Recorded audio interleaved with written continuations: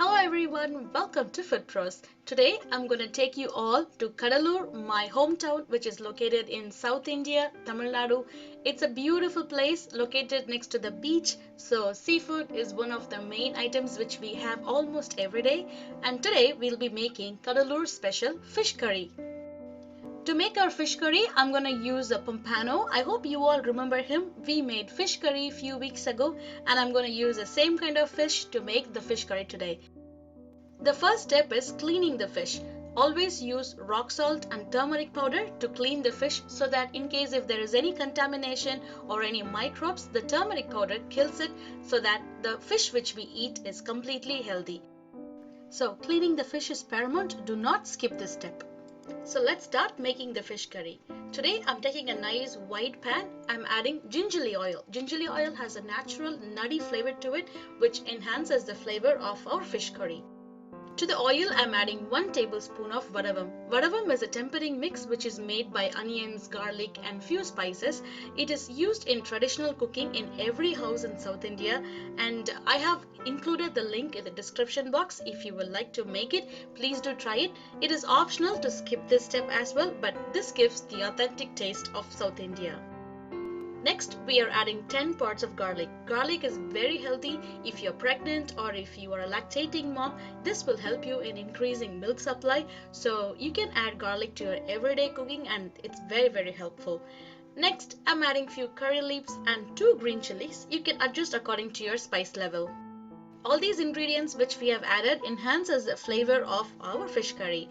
Next, I'm adding onions. This is 1 medium onion which I have thinly sliced, and I'm gonna cook for almost like 3 to 5 minutes until the color has been changed. Sprinkle some salt on the onions so that it speed up the cooking too. If you have shallots in your home, substitute this onion to shallots as well. Now you can see the onions are completely cooked. Let's add tomato. I'm adding 1 medium tomato which is roughly chopped and cook it until the tomatoes are completely softened. I always saute tomatoes and onions because I like to eat my gravy the next day so it keeps fresh. The next step is let's add 1 teaspoon of turmeric powder. The reason why we add turmeric powder in the very beginning is turmeric powder has a raw smell to it. So it is always recommended to add the turmeric powder in the very beginning so the raw smell subsides. Once the turmeric powder raw smell fades away, turn down the temperature of your gas stove to the lowest setting that you have, because the next step which we are going to do is adding the spice powder, and the spice powder cannot handle too much heat because it burns out immediately. So it's always recommended to turn down the temperature, wait for a couple of minutes and then add the spice mixture. Next, I'm adding 4 tablespoons of spice powder. This is homemade. You can make your own or you can get it in any Indian store too. The measurements are 1 tablespoon of red chili powder, 2 tablespoons of coriander powder, 1 teaspoon of cumin powder, half a teaspoon of pepper powder and 1 teaspoon of turmeric powder.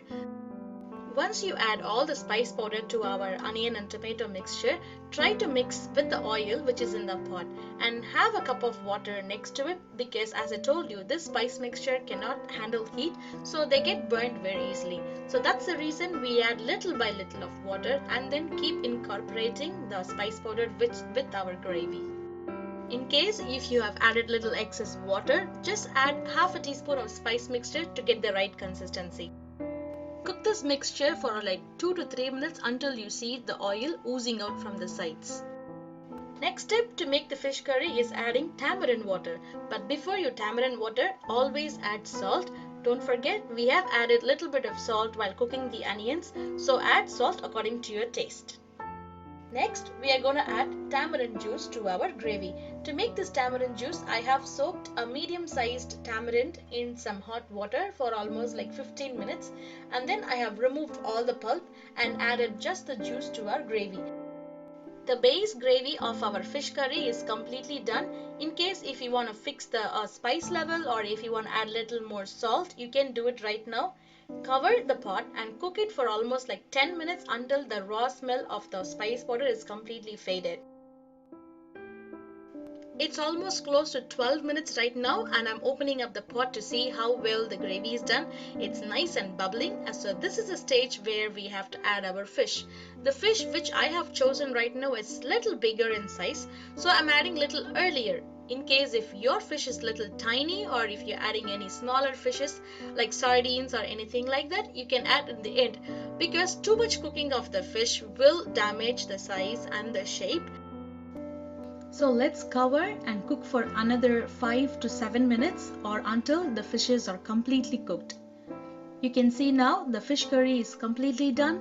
The fishes are nicely cooked and the smell is very aromatic. You can still see the consistency of the gravy is still runny, but eventually when you give the standing time, the curry powder which we add in our fish curry will make the curry little bit thicker.